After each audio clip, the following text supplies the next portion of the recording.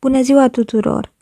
Astăzi vă voi arăta o metodă bio prin care puteți combate afidele, acei purici negri care afectează diferite culturi, de la legumele din grădină până la trandafiri și chiar pomi fructiferi.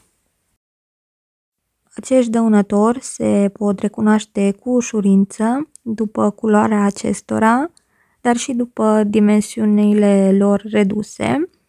Ele trăiesc în colonii pe partea inferioară a frunzei, pe vârfuri și pe lăstari.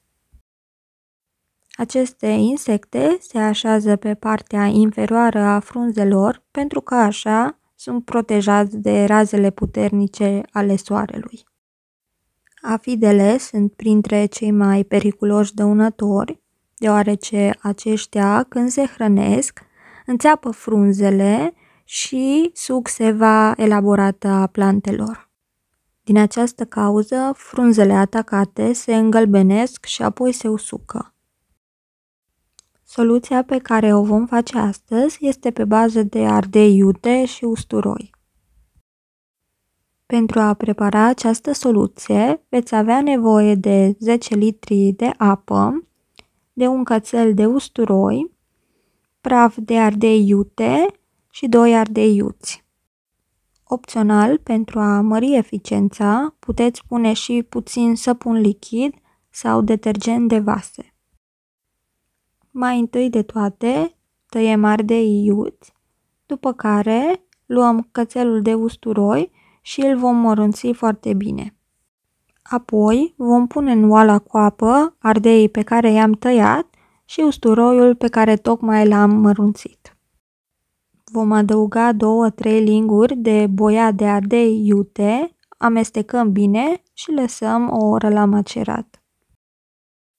După ce a trecut o oră, soluția va trebui strecurată, iar apoi o puteți pune într-un recipient cu pulverizator și să începeți să stropiți plantele.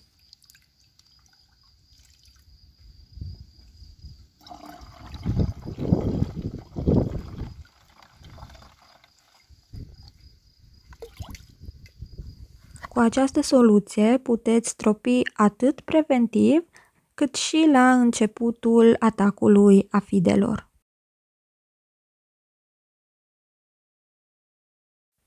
Stropirea se face pe partea inferioară a plantei, deoarece acolo se găsesc afidele, iar pulverizarea poate fi făcută de mai multe ori, astfel încât să vă asigurați că acești dăunători vor dispărea.